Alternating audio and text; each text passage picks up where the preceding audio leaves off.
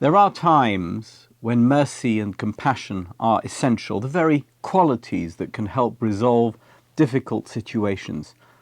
But sometimes kindness backfires, becoming not just unhelpful, but downright dangerous and counterproductive. The trick is knowing when compassion is misplaced. One person who understood this very well was Sir Winston Churchill. Faced with the overwhelming belligerence of Nazi Germany's advance in 1940, he stood before the House of Commons in his first speech as Prime Minister and declared, "You cannot reason with a tiger when your head is in its mouth." His strategy was clear.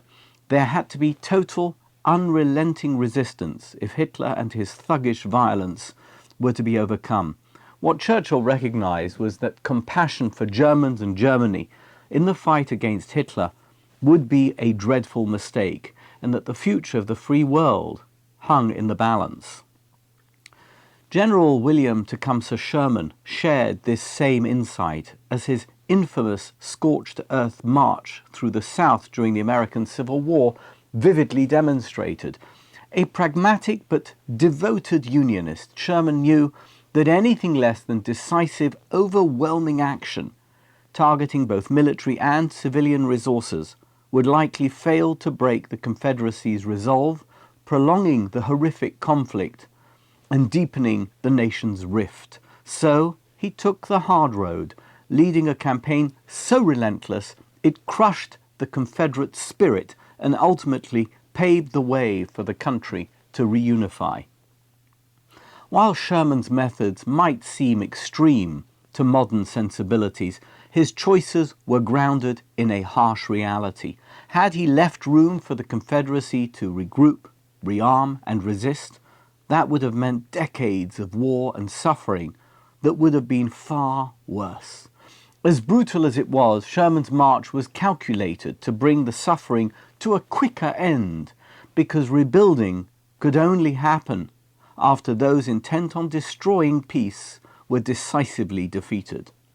Similarly, Churchill understood that any attempt to negotiate with Nazi Germany would only prolong the threat, which was why he insisted that peace could only be secured by confronting the enemy head-on, often with military tactics that left devastation in its wake. The Allied forces targeted strategic cities like Dresden, Rotterdam, and Berlin in overwhelming bombing campaigns that were aimed at breaking Germany's ability to continue the war. As Churchill put it, there had to be victory at all costs, victory in spite of all terror, victory however long and hard the road may be, for without victory there is no survival. In Europe, victory required the calculated use of brutal force to dismantle the infrastructure that supported tyranny, paving the way for a post-war rebuilding grounded in true peace. Now, let's fast forward to the present. The tragic events of last October 7th in Israel showed the world the cruelty that groups like Hamas are willing to inflict on innocent civilians without provocation or any attempt to try peaceful resolution first.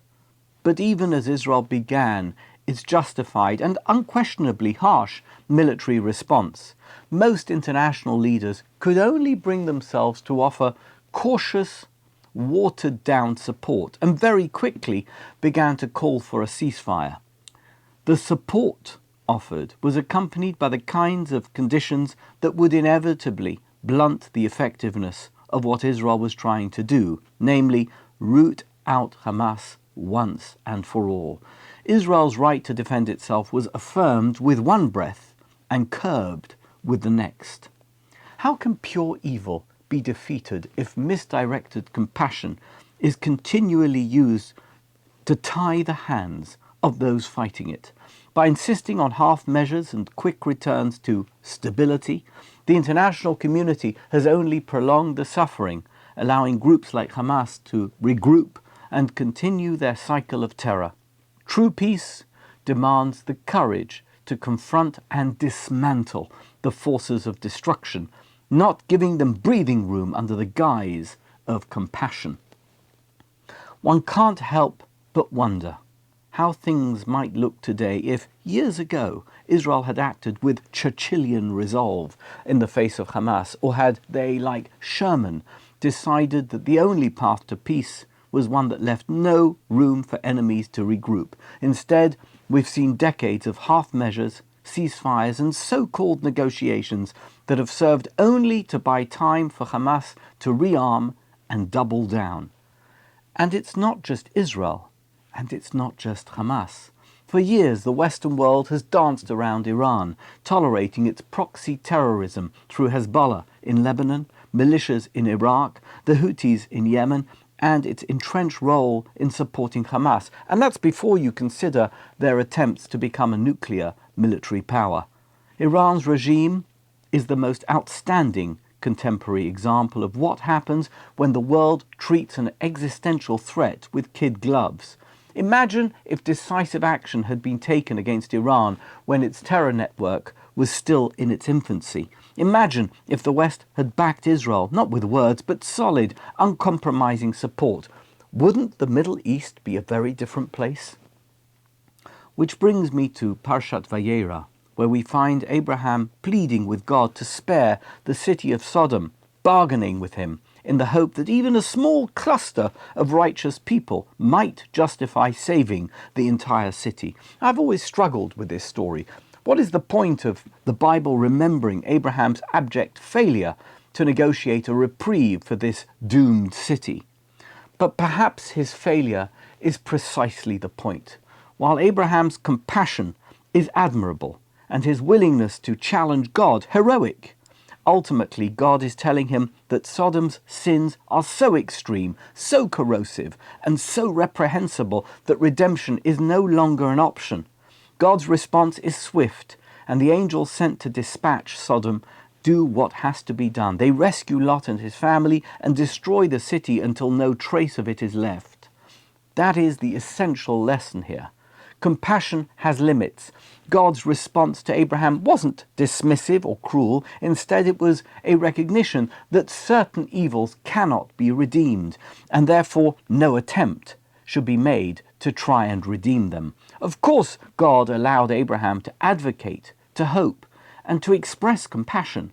We are always expected to explore compassion as an option. But in the end, Sodom's fate was sealed. The destruction of Sodom didn't mean Abraham had failed. Even kindly Abraham had to learn that mercy, too, has boundaries. As we look at the situation in Israel and the Middle East today, the parallels to Sodom and Gomorrah are impossible to ignore. Groups like Hamas, Hezbollah, the Houthis, and in particular their Iranian puppet masters don't just oppose Israel, they undermine regional and international stability and twist their own people into tools for a vile, nihilistic agenda. They have proven themselves beyond redemption, operating with methods that prioritize terror over any semblance of peace. And, just as Abraham learned, we too must realize that there are times when standing firm against such forces is not only necessary, it's moral.